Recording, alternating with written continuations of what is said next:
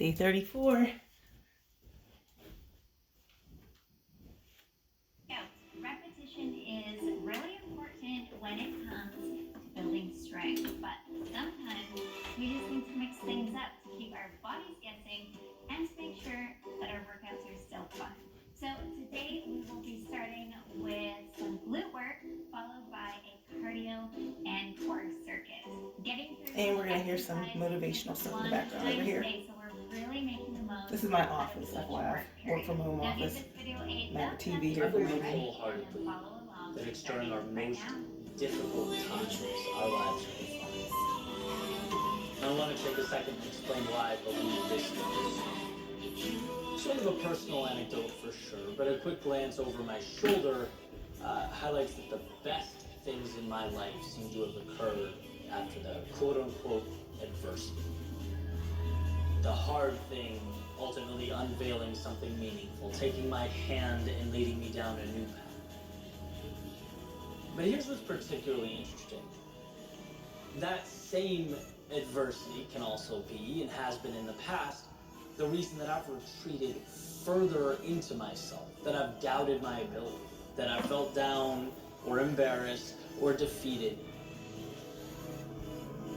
It's not the adversity itself, but it's what we decide to make of it that determines our future. And so this is certainly a little heavy, but I think this metaphor sums it up perfectly. Take water, H2O.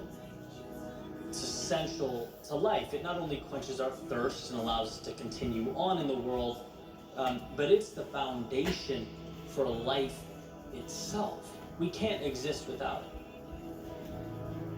Here's the thing though, that very same water can be the reason you drown, right? The very thing that gives life can take life away. The very substance required to carry on can be the reason everything stops. The outcome is dependent on our interaction. And when I think of adversity, I think of that very decision point, the fork in the road. What will this be? The reason, despite the pain, that I grow and push further into life? Or will it be the reason I shrink? Will it be my excuse to cower in the face of hardship? You know, they say simplicity is the ultimate sophistication. Making this concept as simple as I do has saved my life. It's helped me find a way through the down times and turn them into something beautiful. After all, what is pain if not a spotlight on what your soul truly needs? It's the most reliable of messengers, prompting you to get back up, face the world, find that which is needed to reinvigorate the fire in your soul. So for example, people. People come and go in life. We all get that. But every once in a while, someone goes that we didn't anticipate going. Someone leaves we didn't anticipate leaving, and there's plenty of reasons for this. From the end of a relationship to life taking a loved one too soon, it rocks our foundation. We never thought about it. They were a forever person. And so amidst the emotional distress, there appears that fork in the road, that oversimplified black and white decision. Will I let this be validation for why life is no longer worth living? An excuse to feel disdain and resentment towards what's gone? Or will it be a reminder to appreciate the beauty in life because everything around us is fleeting? Will it be a reason to reflect back and find gratitude for the moments you did have? Will it be the strength you now possess as you move into the world? What will you make of what's been placed before you? Now for the pragmatic reminder, sure, it's easy outside the storm to talk about weathering it. You know, it's easy for me to sit here having outlasted some of my greatest distress to look back and say, see, that was nothing. The reality is, in the middle of the chaos, when we were standing at that fork, things don't seem so easy. They don't appear so black and white. Notice something at the bottom of the door. But those are the moments when we have to dig deep, when we have to remember it's okay to hurt, it's okay to feel, but it's not okay to let the hell you're going through become the end of you. It's not okay to let the hardship write your story. No, only you can do that. Never relinquish that control. This story will be a story not of defeat, but of a hero's journey. The resistance that makes the main character rise beyond what he thought was imaginable. It's the turmoil that prompts that average, everyday character in each of us to look in the mirror and say, hey, there's more in there. When things were easy, maybe you didn't see it.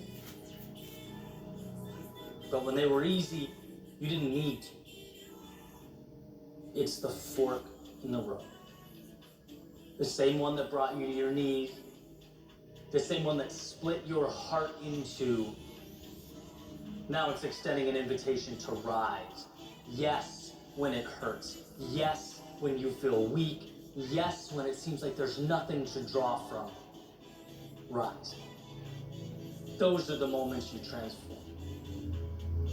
When it would be perfectly comfortable to hide or quit or point at life as the excuse, but instead of letting life knock you down, you used it like a rope to climb out. The only difference between beginnings and endings is where we go next once they arrive. The difference between growth and stagnation, contentment and resentment, curiosity and fear, well, it's not what life gives us.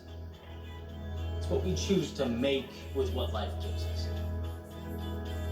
It's while standing at the fork in the road, going one way, when the easy thing to do would be to throw our hands up in defeat and go the other.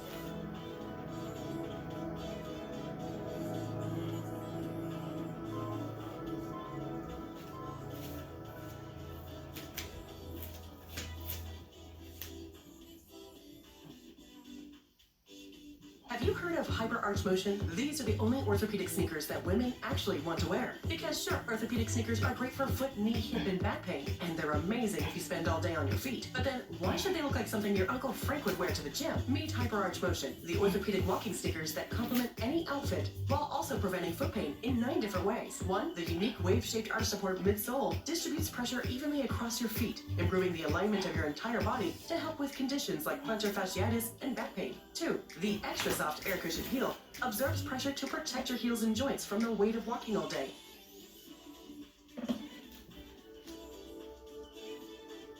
Naval Ravikant has said inspiration is perishable, so act on it immediately. And what he means is those fleeting moments of excitement where you have an idea, a concept, those must be cashed in. They must come to life, otherwise they're gone before they had a chance to change anything. You see, what we don't really talk about much is that inspiration is only as valuable as one's willingness to act upon it. Just like a seed without the right nutrients can't grow, or a wheel is only useful once it touches the ground. It's the world able to act upon these objects that makes them powerful instruments. My dad.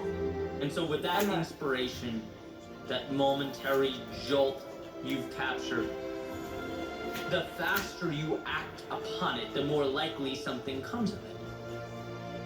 Inspiration transforms into action. which creates momentum and then more inspiration. Hey, Beth, don't come And in here. so goes You the need extra powerful clothes on. cycle we must seek to create. Inspiration to action Don't put your clothes on under the dresser, and that's all backwards. to action. I talk all the time about the myth of perfection. It's on backwards. The idea that the perfect moment is out there, You can't. that someone or something will give you permission. But no, that green light is self-created. And when it arrives, My dad gets don't waste it. It's not about reaching a mountaintop right away. You don't need to create the perfect solution right now. But give yourself a chance to see those wheels hit the road. Allow that cycle of inspiration and action to propel you forward. Because so much of life comes down to what you did when that fleeting moment arrived. What you turned it into if you gave it life. A lot of people out there think that the secret to life is having the right answers. But I'm here to tell you, it's the courage, the willingness, the strength to move forward before you have them. To take that little bit of inspiration into the sunset. Let it mean something. Let it be a beginning. So when you look back years from now, you'll see that single decision to act meant so much more than what it felt in the moment. That single step you courageously took was everything.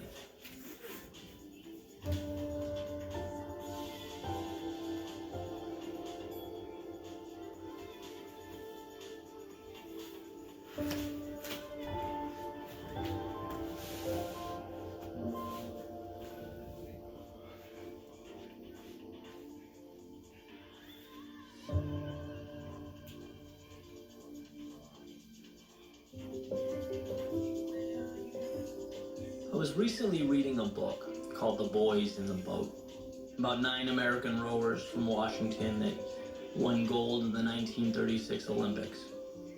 And there's this incredible exchange at one point in the book between the main character Joe, who's part of that historic boat, and a man named George Pocock, who was not only a brilliant rowing mind that helped the team out, but he also had his own business crafting and making the boats, or rowing shells, as they were called, and he would make them and send them to schools all over the country. And so Joe's deal is that he's this natural talent, right? Strong kid, tough as nails, but just seems to lose his composure from time to time. Right? When he's in the boat, there are these moments of jaw-dropping excellence, unprecedented speed across the water, and then there are moments when he loses his focus, and the boat sort of follows suit, right? They're inconsistent. And so George Pocock, being the rowing expert that he is, made a commitment to see if he could help Joe figure that out, right? The mental game. So he calls Joe into his shop, and he starts showing him how he puts together these highly coveted boats, showing him the tools and the pieces and how it's nothing short of an art. He has sort of this divine respect for his craft. And at one point he pulls out a cedar plank that he'll be using to make one of the boats, and he points to the growth rings in the wood, mentioning that they tell the story of the tree's 2,000-year life. And so here's a quick quote from the exchange. He says, "Their thickness and thinness spoke of hard years of bitter struggle, intermittent with rich years of sudden growth. The different colors spoke of various soils and minerals that the tree's roots had encountered, some harsh and stunting, some rich and nourishing. Flaws and irregularities told how the tree endured fires and lightning strikes, windstorms and infestations, and yet continued to grow. Almost as if there was something sacred about it. The wood taught us about survival, about overcoming difficulty, about prevailing over adversity, but it also taught us something about the underlying reason for surviving in the first place. Something about infinite beauty, underlying grace, about things larger and greater than ourselves, about the reasons we are all here. I paused after reading that and thought for a minute or two, what is it about those rowers crossing the finish line after giving everything they have that touches us so deeply? What is it about a cedar tree standing the test of time, those 2,000 years of adversity, only to triumphantly pierce the sky when all is said and done? It moves us because it tells us what we already know, yet forget. In our hearts believe, but often fail to see. That we are greater than the sum of our parts. Ernest Becker, when he was touching on the aspect of the human predicament, he famously noted that we are simultaneously worms and gods, earthly and divine. And I think it's in those moments, the crossing of finish lines, the times we did more than we ever thought possible, or looked back and smiled about all we overcame. It's in these times we're able to transcend the mundane, the everyday. We're able to remind ourselves that sure, some aspects of us are merely human, but no aspects are ordinary. The greatest power one can witness is that of the human spirit, bending but never breaking, making light of the odds and an example of the predictable.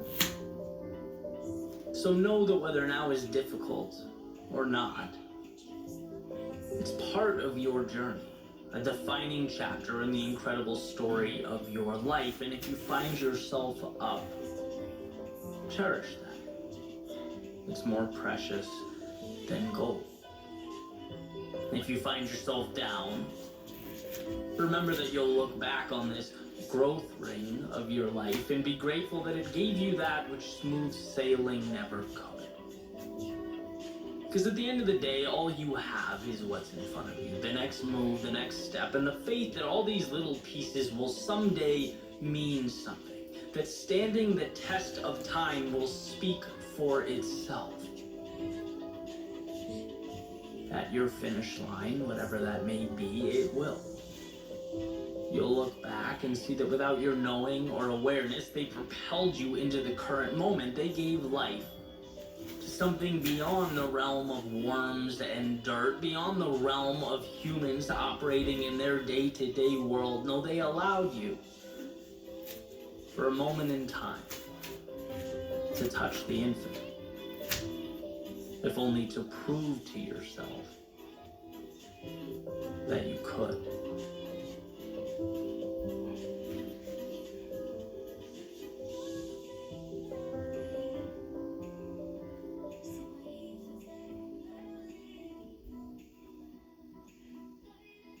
This incredible dental device is giving peace of mind for just $100. Dentists are calling it the next best thing to an in-office visit. Its high-tech tartar scraper spins up to 12,000 vibrations per minute, destroying dental calculus, plaque, tartar, stains, and more, including stubborn coffee and smoking stains that white strips can't fix. It was invented by necessity by a prominent but frustrated dentist. His father developed a severe plaque buildup and required painful surgery, costing him thousands out of pocket.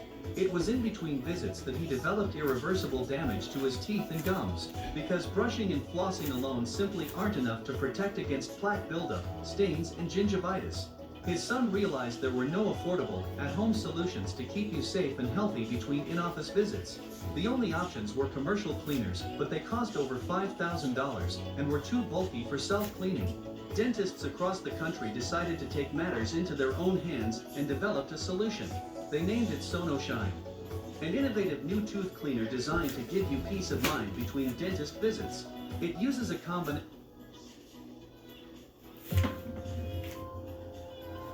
There are always barbarians at the gate. And I mean this in the sense that the second we give less than our best, the second we let up, it's not just that we allow the important things to fade.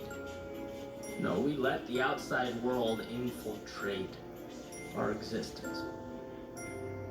In The History of Civilizations by Will Durant, he said something that I found incredibly interesting. He's talking about the fall of the Assyrian Empire, and he says barbarism is always around civilization, amid it and beneath it, ready to engulf it by arms or mass migration or unchecked fertility. Barbarism is like the jungle. It never admits its defeat. It waits patiently to recover the territory it has lost. See, in those civilizations Durant speaks of, they knew they were always living with the threat of an attack by outside forces that oppose you, knowing that calm and quiet wasn't the rule, but the exception to the rule. And in its weakest moments, it crumbles. In fact, Durant says societies are born stoic and they die Epicurean, right? Created from discipline, but fall apart when people take what they have for granted, when pleasure and leisure become the standard. It's almost like society is a submarine keeping out the ocean of human nature, constantly putting pressure on it, right? And why does this matter? Well, this is what's interesting. Compare it to this idea that I found in Jim Rohn's collection of lectures, where he's talking about life's concessions. He says even small compromises with regard to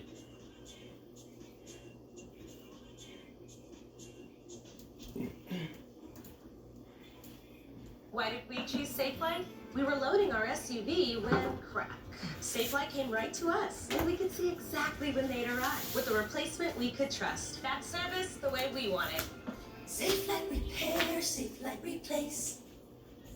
I've been loving Vegamore for the last 2 years. If you watch my videos, you know that I swear by their... Hey everyone, we launched a Motiversity Discord. Come check it out. Link is in the video description. Every day that you wake up, remember someone else did not. You are alive for a reason. Why on earth are you here? This is your day. You've got a window. You've got another 24 hours because you may not make it to tomorrow. And I'm just wondering what you're going to do with the day. The reason why days often feel meaningless and mundane is because we are directionless. You got to get some direction. I'm just wondering, what are you going to do in this next 24 hours that you did not do? I'm just wondering if you're going to level up 2 millimeters more than you did yesterday. Are you going to get better? Are you going to get stronger? Are you going to get wiser? Are you going to see this thing differently? I'm just wondering, when are you going to see the power of 24 hours? That you did not have to wake up. That God did not have to give you another opportunity to be here, another opportunity to forgive somebody, another opportunity to let it go, another opportunity to look up and get up. I'm just wondering, when are you going to seize the opportunity? Accept where you are. Get cognizant about your money. Get cognizant about your relationships. Where are you mentally? Where are you spiritually and emotionally and financially and economically? Are you driving when you are destined to drive? Where's your health? Where's your heart? Let's get aware of where we are. This is my day to read a new book. This is my day to start a journey. This is my day to make an investment. This is my day to invest in myself.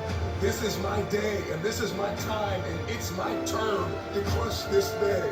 This is the day I learn like I never have. This is the day I invest like I never have. This is the day I take it seriously. I got one window. I may not be here tomorrow.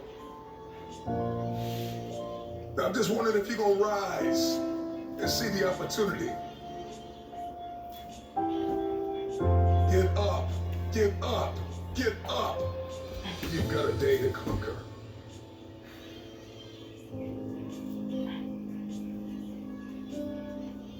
If the day's going to be good, I got to heal from the mistakes that were made yesterday. I've got to believe that I don't have to make the same mistakes. It's time to heal. Today I heal.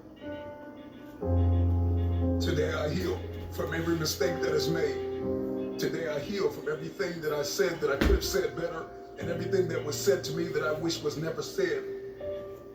I heal today from the people that pushed me verbally but did not support me physically, that were never present. Today I heal, I heal, I heal. I heal from what I did not have. I heal from what I did have that I did not want. Today I heal. After we heal, we have to acknowledge what went wrong. What could I have done differently? What boundaries did I allow to be breached? Relationally, financially, with my investments, with my mindset. Where did I put my energy and I didn't get anything back in return? It's like investing in a vending machine with a sign on it that says out of order. The truck outside. And I'm convinced that many of us invest in people Yeah, look out the window, you and see the truck is places probably garbage that are truck. just simply out of order. And this is why we're drained. And this is why we're tired. And this is why we're weary and well-doing. And this is why the day is mundane and it's the same old, same old. It's Something's gonna change truck. with you. It's a fire truck. I just wondered if you're Don't gonna repeat the cycle. Fire truck. If the redundancy of mediocrity is going to continue. We've Is it got red? purpose. Yeah. We've got fulfillment, and we've got destiny breathing down our necks. Let's accept the truth. This is the only way the day matters is if we get aware of what's happening and what's going on. What has my attention? Do I have the attention span of a toddler or a champion? And so once we accept where we are, we accept that truth, we got to give ourselves time to heal. We got to learn from not only our mistakes, but learn from others' mistakes. We have to study why we fail, how we fail, and we've got to ensure that we never do it again. If you're going to win the war for the day, you're going to have a high threshold for pain. There's You a fire. will be offended.